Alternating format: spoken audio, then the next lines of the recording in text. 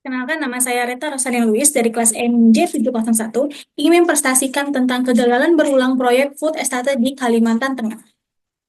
Yang pertama, saya akan membahas tentang pandangan saya mengenai proyek food estate di Kalimantan Tengah, terutama terkait perubahan lahan sawah menjadi lahan sawit.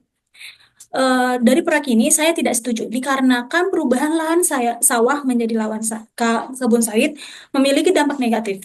Karena proyek ini merupakan modus penguasaan lahan skala besar yang merusak lingkungan dan meminggirkan masyarakat. Selain itu, konversi lahan pangan menjadi kebun sawit juga berdampak pada ketahanan pangan di Indonesia. Proyek Food Estate di Kalimantan Tengah ini memiliki tujuan untuk mengataskan krisis pangan, namun pelaksanaan justru merubah menjadi kebun sawit milik perusahaan dan semak belukar.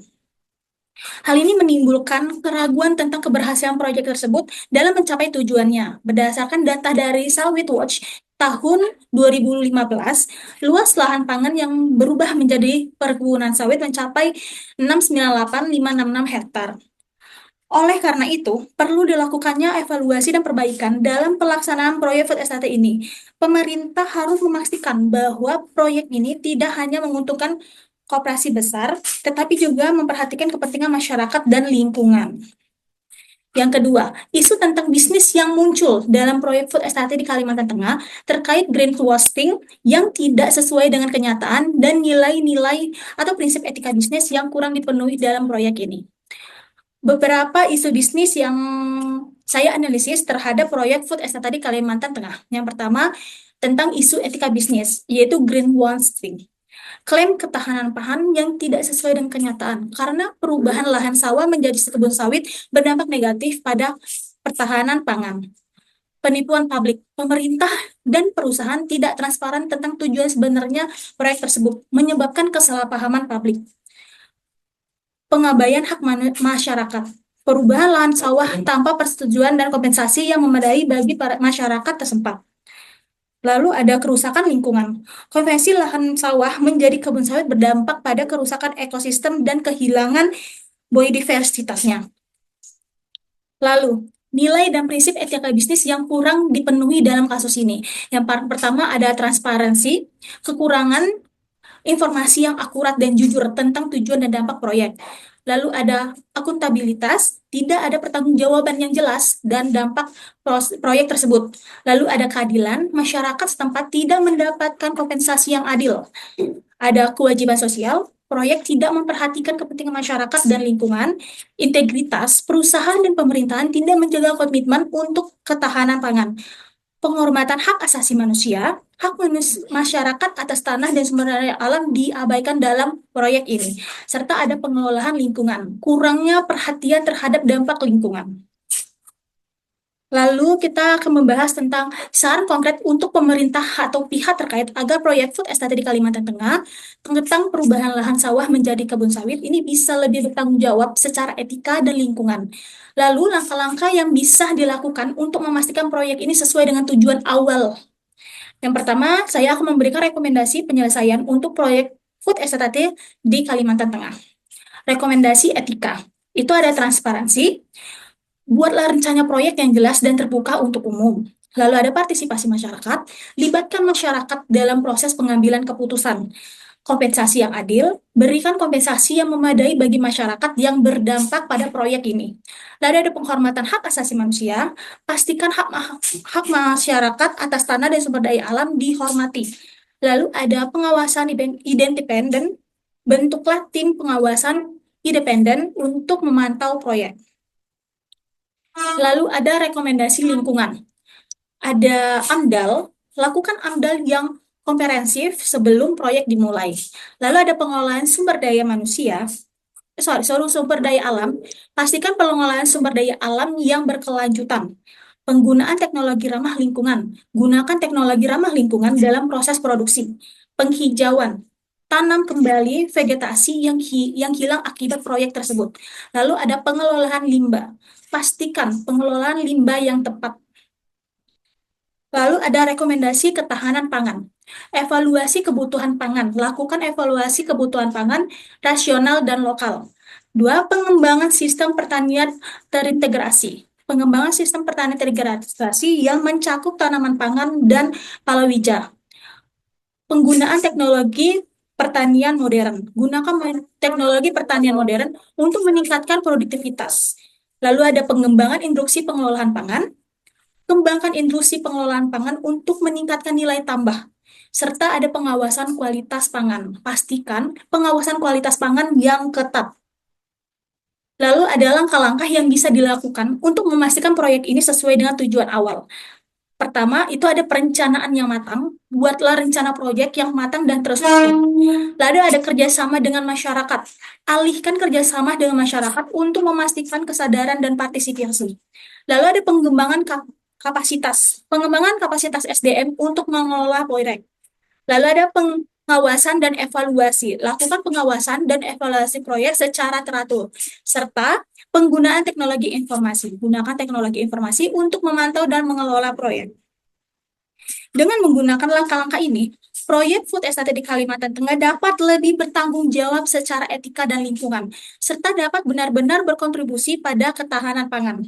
Langkah-langkah tersebut akan memastikan bahwa alih fungsi lahan tidak mengorbankan produksi pangan lokal, serta menjaga keseimbangan antara produksi komoditas, ekspor, dan kebutuhan pangan masyarakat.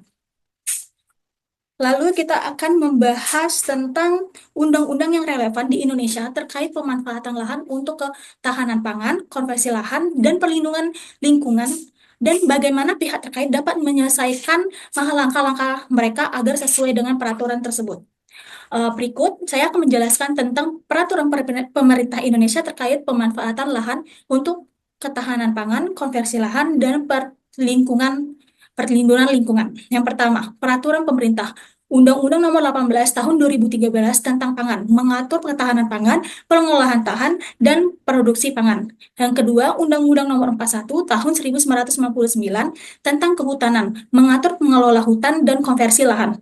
Lalu yang ketiga ada Undang-Undang Nomor 32 Tahun 2009 tentang perlindungan dan pengelolaan lingkungan hidup mengatur perlindungan lingkungan dan pengelolaan sumber daya alam, serta ada peraturan pemerintah nomor 18 tahun 2016 tentang perubahan lahan mengatur produser pertahanan lahan dan konversi lahan. Serta ada peraturan Menteri Pertanian nomor 14 tahun 2019 tentang pengolahan lahan pertanian, mengatur pengolahan air pertanian dan kebutuhan pangan.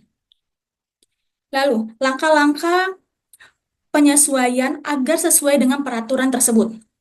Pertama itu harus dilakukannya analisis dampak lingkungan terhadap proyek sebelum dimulai.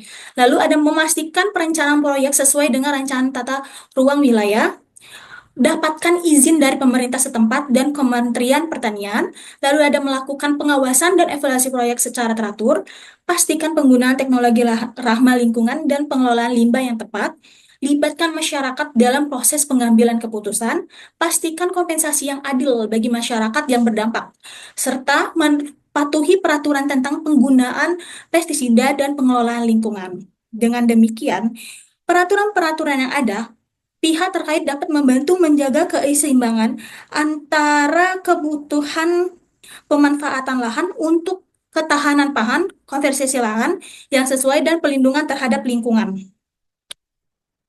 Lalu, output atau hasil yang saya dapatkan jika proyek food estate di Kalimantan Tengah ini diatur dengan lebih baik dan sesuai dengan etika bisnis serta peraturan yang berlaku dan dampaknya pada pertahanan pangan, berkelanjutan lingkungan, dan kepercayaan masyarakat tentang proyek pemerintah.